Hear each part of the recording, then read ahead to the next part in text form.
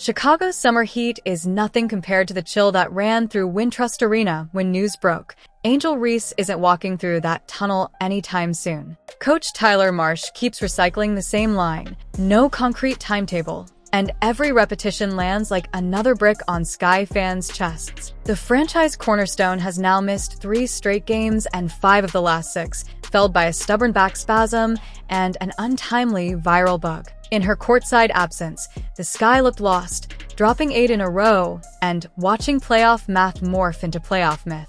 Then, almost cruelly, they snapped the skid without her, steamrolling Washington 78-64 behind Elizabeth Williams and rookie tower Camila Cardoso. Victory never felt so bittersweet. The team can win, but can it survive without its heartbeat? The clock on the scoreboard may count down, yet for Reese it only seems to wind up, tighter, louder, more menacing. Her last appearance, July 29th in DC, was a slog through foul trouble and knife-sharp pain. She still powered in 22 points and 13 boards but shot 6, 4, 16 and limped away grimacing. Trainers called it tightness. Fans called it overuse. Whatever the label, the aftermath was merciless. A flare-up so nasty Marsh wouldn't even let her suit up for warm-ups, and a medical staff tiptoeing around phrases like herniated disc, the way kids skirt a cracked sidewalk. Every day Reese is day-to-day, but somehow the days keep multiplying. Yet this stall in Reese's timeline isn't the Sky's only ticking bomb.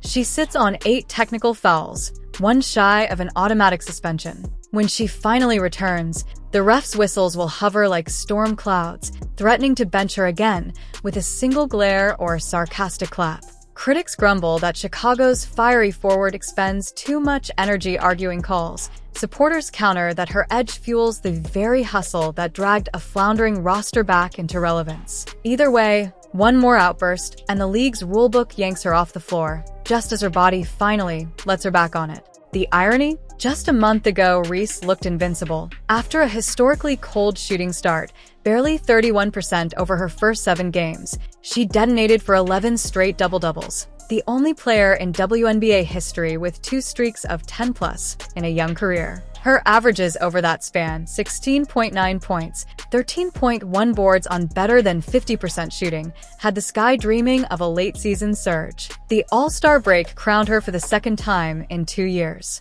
Now the same break feels like a fault line. Everything before it belonged to a rising star. Everything after, to a ghost story. Inside the locker room, tension snaps in the air like overstretched tape. Veterans mutter about load management, only when reporters leave. Younger teammates glance at the empty stall bearing Reese's customized compression gear and try not to let the camera catch long faces. Chicago's medical staff has already been blasted on social media for letting her play 32-plus minutes a night during that double-double rampage. Marsh bristles at the accusation, insisting Reese wanted those minutes, that the coaching staff is over-communicating with trainers. But the damage, be it muscular or narrative, is done, and every new press conference becomes an echo chamber of the same 4 words. No concrete timetable. Still, Tuesday's win dropped a riddle in the middle of Sky Nation. If Chicago can beat Washington without its superstar, do they dare let her fully heal, even if it means shutting her down for weeks? The trade deadline hovers a day away. Rumors swirl that the front office might add a rim-protecting vet or a pure shooter for when Reese returns, but others whisper that selling expiring contracts could secure the draft picks they'd need if this back thing lingers into 2026. Even before her spine stiffened, Reese's aggressive style begged for a roster mate who could shoulder bruising minutes. Now the question is whether management gambles on help arriving before her pain subsides. This is more than a sore back. It's a collision of biology, economics, and ego, unfolding in real time under the league's brightest new spotlight. The WNBA's ratings boom rides on stars like Reese. Every DMP threatens the momentum the league has been building, one viral highlight at a time. National broadcasters schedule primetime games expecting Angel's swagger under the glass. Instead, they cue B-roll of her icing in street clothes, while talking heads debate whether Chicago is cursed or clueless. And here's the twist no one sees coming. Reese's legendary double-double streak is still alive. League statisticians don't break the chain for games missed. The next time she steps onto hardwood, that run will hang over the arena like unfinished business. Will she chase it the minute she's cleared, or will the Sky play it safe and watch history evaporate on the bench? For now, Angel Reese remains the galaxy-sized question mark orbiting Chicago. Each passing hour without clarity tightens anxiety around the franchise and the league that sells her jersey by the truckload. The skies when columns stopped bleeding for one night, but the wound in their lineup is still wide open.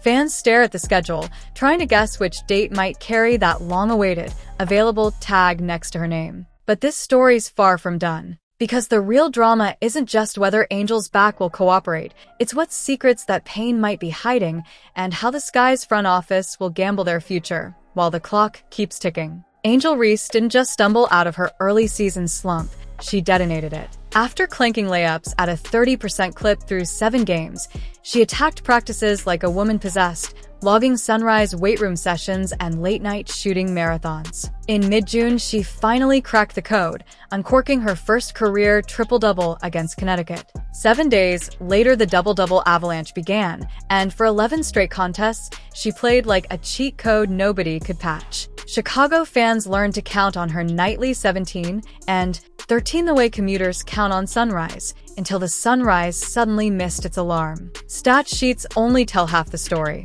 Hidden below those monster numbers sit the mileage rows: 32, 35, sometimes 38 minutes on a back already barking from last year's playoff push. Inside training rooms, ice bags never fully melted before she was lacing up again. Some vets whispered that the coaching staff leaned too hard, too soon, chasing wins in a season already wobbling.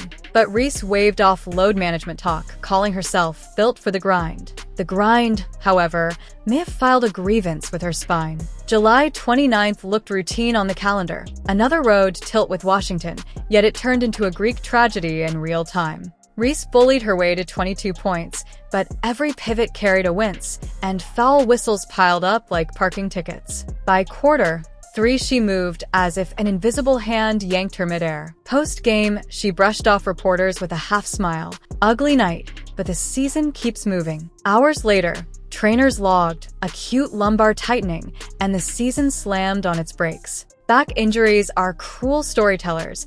They write chapters you can't skim. One wrong sneeze, one fumbled seatbelt twist, and progress rewinds. Reese's mornings now start on a therapy table, not a practice court. Impulses, core strength drills, posture resets. Each day ends with the same cliffhanger question: will tomorrow finally feel normal? Nobody wants to say herniation, but everybody circles the word mentally, hoping silence alone keeps it from materializing. Even healthy, Reese walks a razor's edge with officials. Her 8th technical already sits in league records like a live grenade.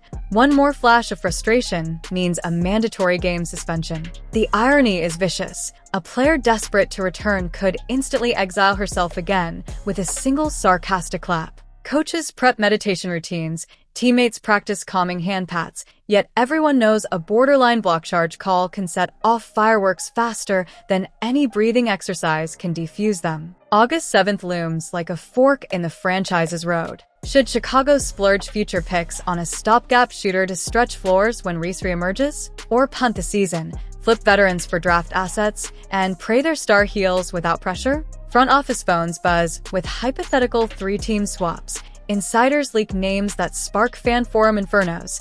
Could we really land Eric? But every proposal hinges on a medical unknown. Gamble big now and Reese's back wins? Genius. Gamble big and she's shelved months? Franchise crippling. Without their emotional engine, the Sky's chemistry teeters. Camila Cardoso shoulders more post touches. Dana Evans pushes tempo, trying to replicate Reese's transition thunder. Wins are possible. The Mystics' route proved that, but identity feels rented, not owned. Players swear unity to cameras, then catch themselves glancing at the empty stall draped in number 5 warm-ups, wondering when volume 11 trash talk will echo again during scrimmages. That historical streak still glows in league logs, 11 and counting. One more game played, it climbs to 12, second longest in WNBA history. Yet doctors caution that chasing milestones on a fragile back risks carving her name into the record books for the wrong reason. Shortest superstar prime. Reese's competitive fire says go,